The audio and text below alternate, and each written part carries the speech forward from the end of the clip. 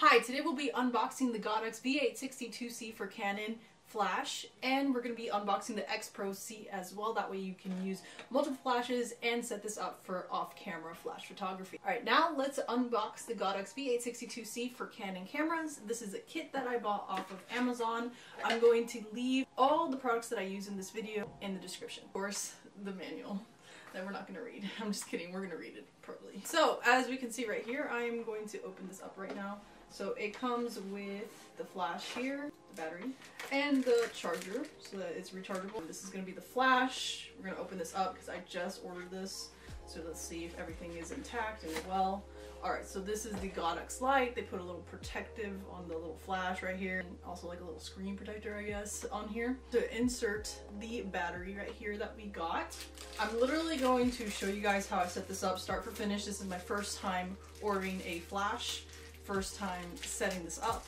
So you guys are going to go through this journey. I hope that other people can learn as well, that if they're starting into flash photography, that they can learn from my video, my less technical terms, but you know, you get the point of this. You're going to see a spring and about 2 metal clicks. The words facing towards where it says Godox have the words of the battery facing that way. You're going to insert it that way, and now the battery's on. Now what's interesting about the rechargeable station for this is that it's standing up. In order to take out a battery, it's very similar to the Canon camera. That's why I'm so like used to like this mechanism, I guess. You just click on the little white button that there is on here on the side, and that's going to pop the battery right out real quick. I like the case a lot. It came with this, an adapter for off-camera flash. It's going to insert the battery like so. Charging station color here. Now let's unbox the Godox Xpro C.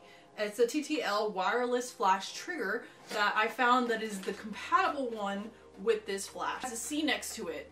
It's meant for Canon. So you want to make sure that depending on the type of camera that you have, that it has the correct one on there, that you're getting the correct one. That has C on there if you have a Canon, if you have Nikon it would be N, vice versa. It just depends on what type of camera you have, that what you need to buy for flashes. Now, sometimes some are compatible for other cameras, sometimes that's not the case, so just better be safe than sorry, right? It comes with the Godox V warranty card. And what I do is I keep all these warranty cards, I take a picture of them, I save the file onto my computer, and I also save them in a plastic bag. Keep safe, that way if I need to use it, I can use it. It comes with a user manual that we won't be reading. No, I'm just kidding. We'll be reading that later. The trigger, but it requires 2 AA batteries on here. And so once you put that, you'll be able to turn this on and put it onto your camera horseshoe and use it with the flash. This kit also came with a softbox that I love since it's not bulky and portable. Along with that, it came with the reading light USB. To power it, I'm using my favorite portable charger, RAVPower, which is not included in the kit. Get this right here, and we're going to insert it into the horseshoe. Okay.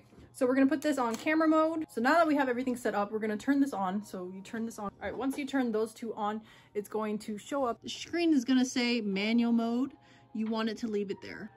The way you change that is you click on the mode button right here, and it will let you change it up. Just leave it on M. Now we know that the camera or the flash that we're going to set up needs to be on the A channel. Now, in order to set up this one, click on this one. It's gonna allow you to change it to, if you can see, ETTL, M, multi, and ETTL. You want to leave it on M. All right, if yours isn't this color right here, you want it to be on slave mode. So change your mode that you have. I'm sorry for my not technical words, but like it has a little zigzag on it. You're gonna click on that and it's gonna change it to different modes. It's gonna put it on M, this one, ETTL, and you're going to want it where it has the wire, where it says slave on here, and it says ETTL, and it has a little antenna. That's what you want. And then once you're there, you're going to click on here and click MEM. That's all it is to it if you want to use it for off-camera photography. Anyways, once you want to set up like multiple cameras, I'll do a video about that in the future. Just leave a comment below if you guys want to see that type of video. It should work. There you go. And that's how you set it up, guys. That's it. Shutter box, it came included, the one that I bought on Amazon. Now you can also insert this into soft boxes that have once you have the adapter. Now you can just bounce off walls to get lighting. Yeah, there you go. So play around with it.